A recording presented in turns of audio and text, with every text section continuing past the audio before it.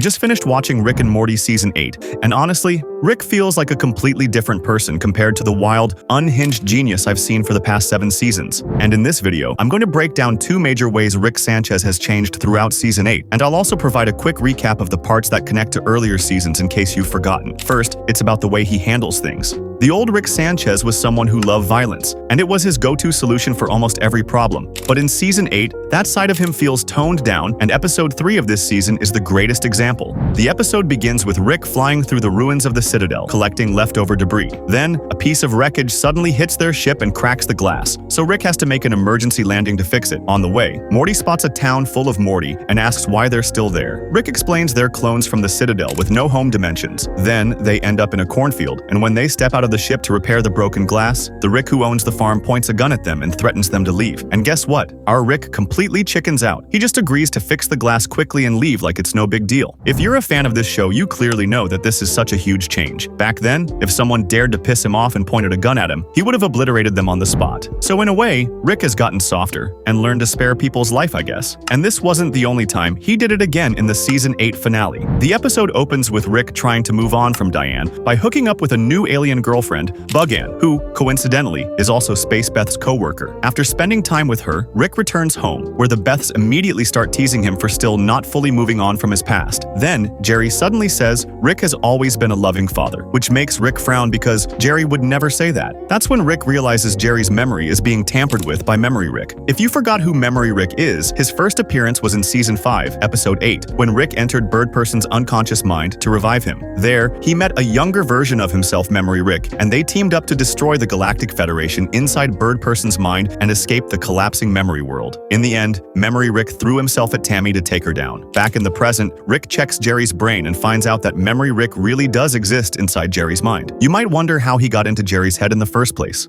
My theory is that it happened when Rick and Jerry swapped minds in Season 7 over a missing rake. What started as a small argument about whether their neighbor Gene still had the rake quickly blew up when Rick offered only a gun to help, and Jerry insulted him, saying that all his intelligence was wasted because of his terrible personality. Offended, Rick decided they should swap minds in a ridiculous attempt to teach each other a lesson. So yeah, this could be when Memory Rick got transferred into Jerry's head. After finding out about this, Rick traps Memory Rick inside an enormous ant farm world, and he makes a new device to transfer Memory Diane out of his mind, hoping it will help him emotionally be open again. Meanwhile, Memory Rick dismantles the ant farm and builds a pod to escape, and Beth accidentally reactivates the device, letting Memory Rick into her brain. Inside Beth's mind, Memory Rick finds a younger Beth at the moment Prime Rick abandoned her. Don't forget that the family that Rick has right now belongs to Rick Prime. Rick starts manipulating Beth's memories, telling her that her goal is to free her mom from a box in the sub-basement, and that doing so is the only way their family can stay together. Beth doesn't know where the sub-basement is, so she pretends to ask Summer, and then sneaks into the room to connect her brain to the device. Once it's connected, Memory Rick finds Memory Diane, and they reunite. When Beth wakes up from the transfer, Space Beth questions her about why she lied about going to the bathroom. They end up fighting, and Beth accidentally snaps Space Beth's neck. Inside Beth's mind, Diane sees her daughter training and takes a quick peek, but Beth catches her. Diane explains that she's only a memory, and that this is how she messes everything up because telling a memory what they are will wake them up. To fix this, Memory Rick and Diane try to find Beth's most recent memory so they can talk to her. But it's already too late because now every version of Beth knows Memory Rick isn't their real dad, so they start hunting him down. Luckily, both manage to find the real Beth and escape in the car. Outside, the real Beth tries to flee from Rick, knowing that if they're caught, the real Rick will eliminate Memory Rick and Diane. Believing she can't live without both of them, she decides to drive off a cliff. Rick's spaceship catches the car with its cables.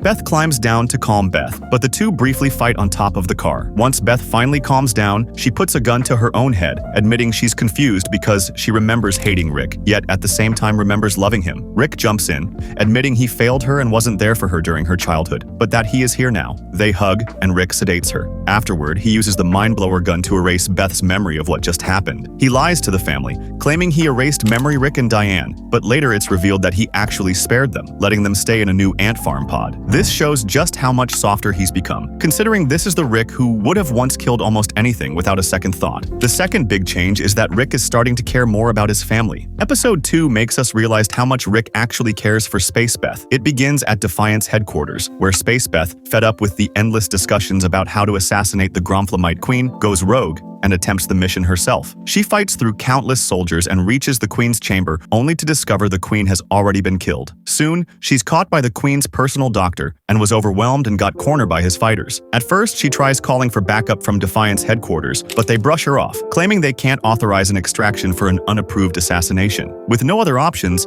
Spacebeth calls Rick for help. Down in his sub-basement, Rick is enjoying sushi when her call comes through. He teleports to the ship, rescues her, and returns to headquarters. The team scolds Spacebeth for acting alone, and to make things more confusing, the news reports that the Queen is still alive. Rick tries to defend her but ends up getting kicked out of the HQ. To make up for his mistakes, Rick offers to lead Spacebeth to a man who might have information about the case. After interrogating him, they discover that the real culprit is actually the Royal Doctor, Fantabulous. They infiltrate his base and discover that he's been experimenting with a fungus that can turn Gromflamites and other insect aliens into powerful, mindless super soldiers just by inhaling it. Fantabulous later confronts them, revealing that he killed the Queen for opposing his plan to unleash the fungus. He replaced her with a robotic queen rigged with a bomb, set to detonate during her birthday ceremony, and spread the fungus across the planet. A fight breaks out, but Rick and Beth easily defeat all the super soldiers. They try to catch the Doctor, but he runs away. The duo then heads to Gromflamite Prime to stop a bomb and prevent the fungus from spreading.